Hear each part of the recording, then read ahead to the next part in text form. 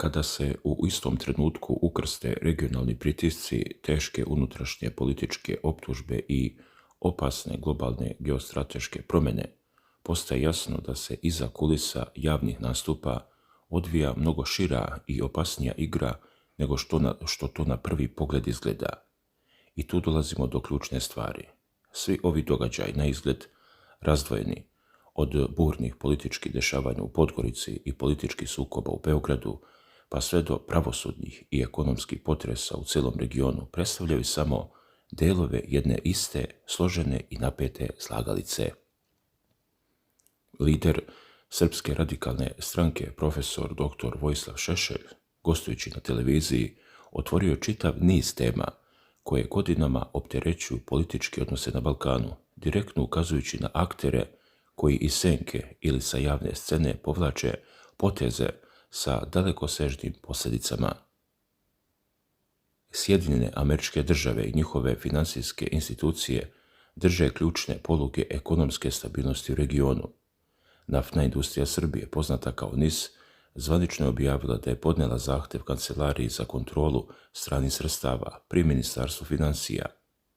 Zahtev je podnet radi izdavanja nove posebne licence kako bi ovoj kompaniji bilo omogućeno nesmetano obavljanje operativnih aktivnosti i nakon isteka važenja prethodne licence, odnosno posle 31. jula 2026. godine.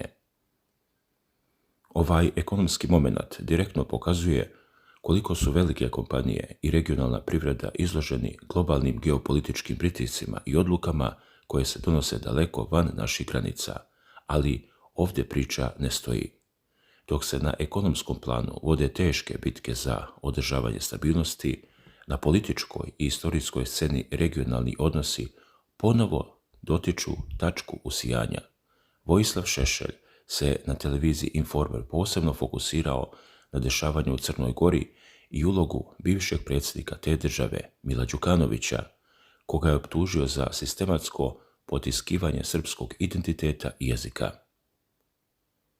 Šešelj je pred kamerama izneo tvrdnju da je Milo Đukanović u prošlosti bio izraženi srpski nacionalista, naglasivši da je svom sinu Blažu Đukanoviću dao ime po rođaku, generalu Blažu Đukanoviću, koji je bio vođa ustanka u Crnoj Gori 12. jula 1941. godine na Petrovdan.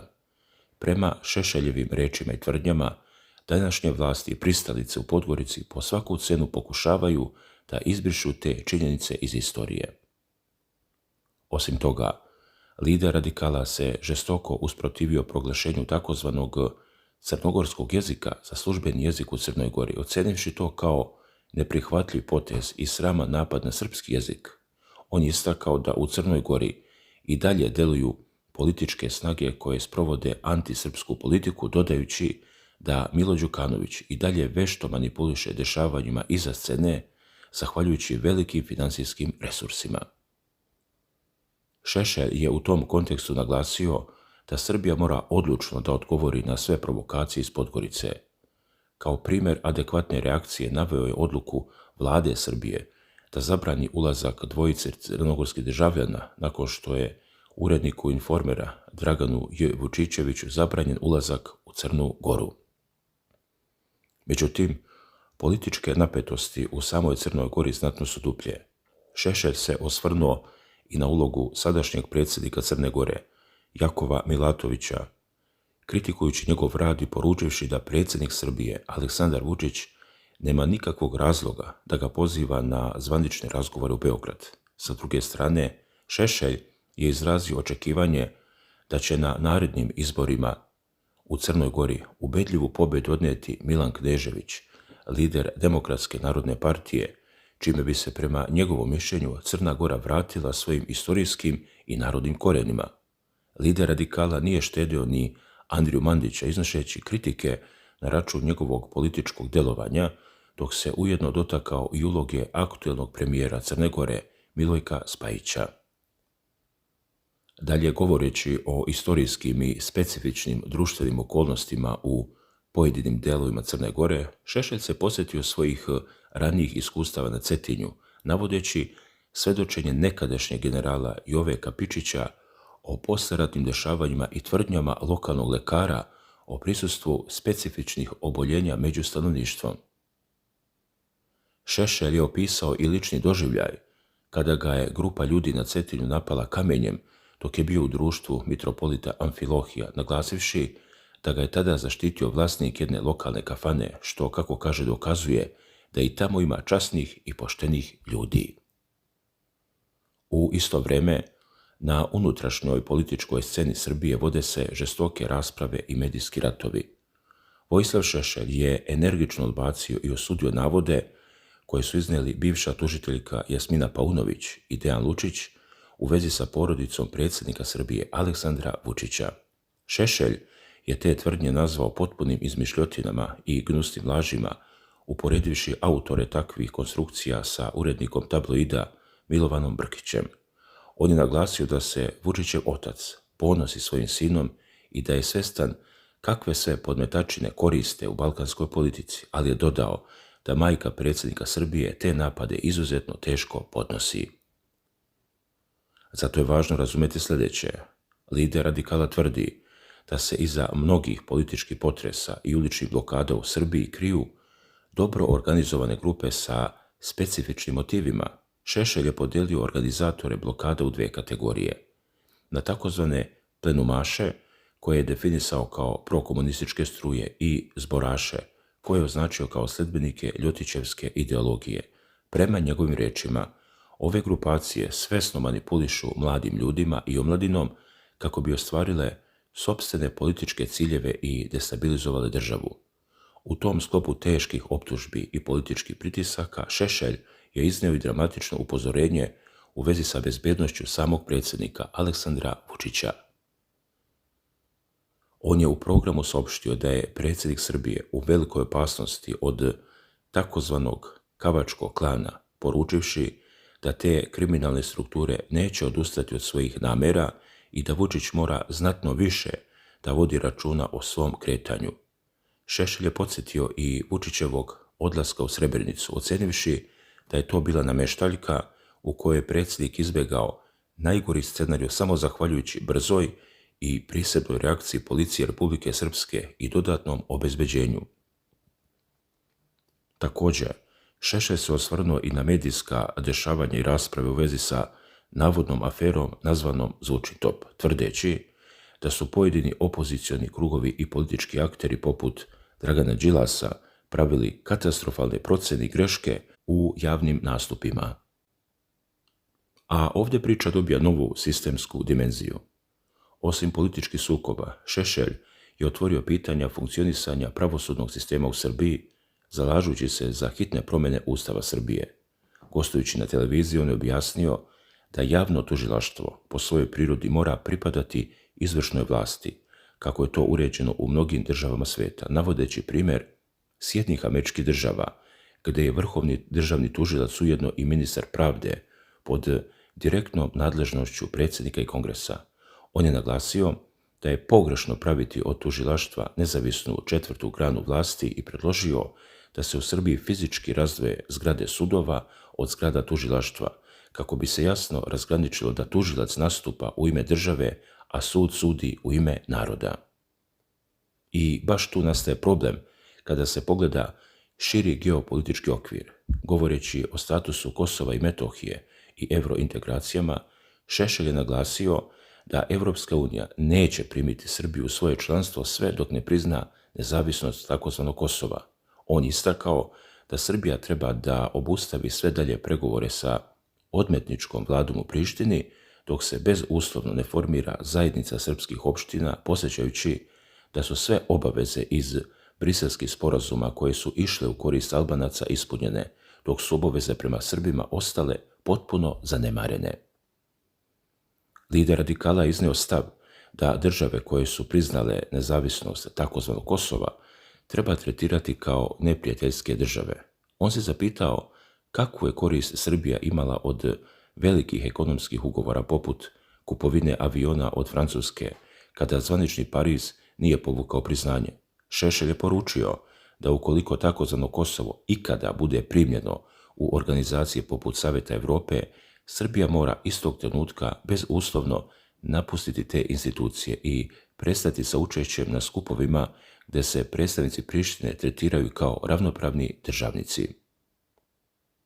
Sagledavajući kompletne globalne i vojne okolnosti, Šešelj je naglasio da rješenje pitanja Kosova i Metohije direktno zavisi od stabilizacije i ishoda pregovora između velikih svjetskih sila, prije svega Ruske federacije, Sjedinjenih Američkih Država i Narodne Republike Kine. On je podvukao da održivo rješenje za srpski narod ne postoji dok se srpska vojska i državne institucije u skladu sa međunarodnim pravom ne vrate na Kosovo i Metohiju. Osvrćući se na istoriju, podsjetio je da je srpski narod čekao 5 vekova na oslobođenje od turske vlasti, ali je kritikovao poteze kralja Aleksandra Karađorđevića zbog stvaranja Jugoslavije i ukidanja Kraljevine Srbije. Prema Šešeljevim rečima, za sprovođenje ključnih nacionalnih ciljeva neophodno je strpljenje i čekanje pravog geopolitičkog momenta koji sazreva u glavama naroda i rukovodstva. U čitavom ovom spletu političkih, istorijskih i bezbednosnih dešavanja otvara se mnogo pitanja na koja konačne odgovore još uvijek nemamo. Dragi gledaoci, svaki put kad otvorimo ovako teške i zapaljive teme od istorijskih tajni i regionalnih sukoba, pa sve do pravosuđa, velikih sila i bezbednosti naroda, jasno je da ravnodušnih nema. Balkan je mjesto gdje se istorija ne čita iz knjiga, nego se živi svakog dana na sopstvenoj koži.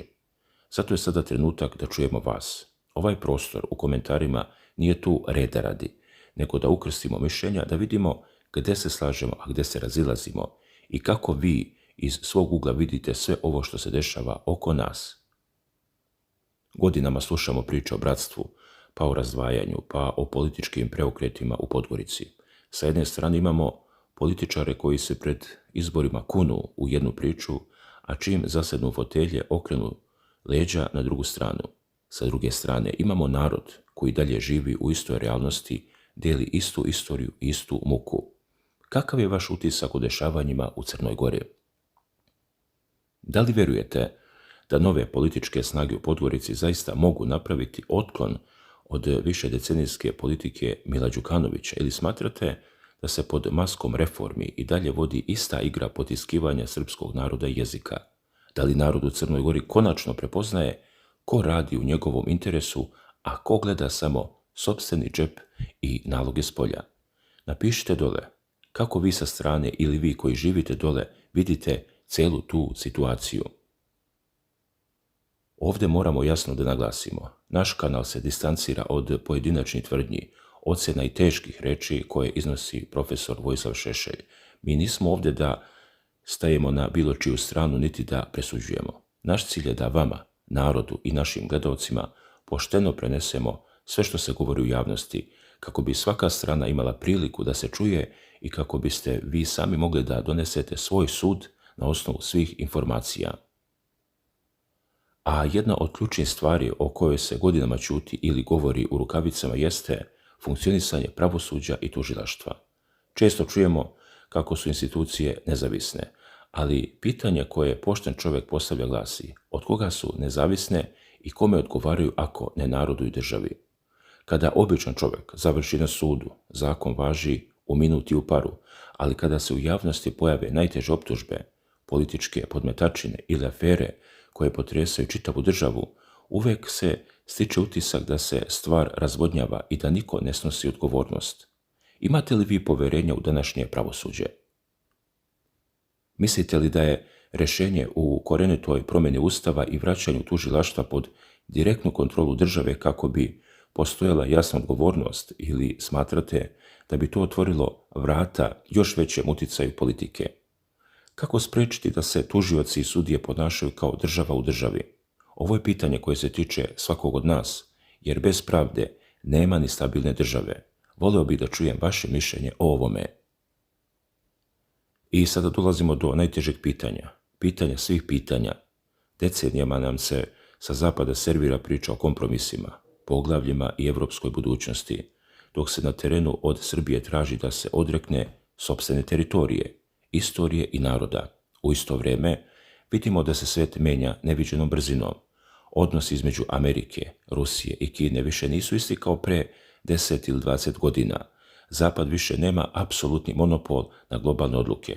Šta je po vama jedini ispravan put za Srbiju? Da li treba prekinuti sve razgovore i usloviti nastavak pregovora isključivo ispunjenjem već potpisanih sporazuma ili treba i dalje taktizirati i kupovati vreme dok se globalne okolnosti potpuno ne promene? Da li je članstvo u Europskoj uniji uopšte realan cilj ako je uslov gubljenja suvereniteta ili Srbija treba da okrene leđa onima koji je ucenjuju i traže čvršće saveze na drugoj strani sveta? Dragi gledalci, nemojte samo proći pored ovog videa. Napišite u komentarima šta mislite o svakoj od ovih tačaka. 1. Može li se verovati političarima u Podgorici? 2.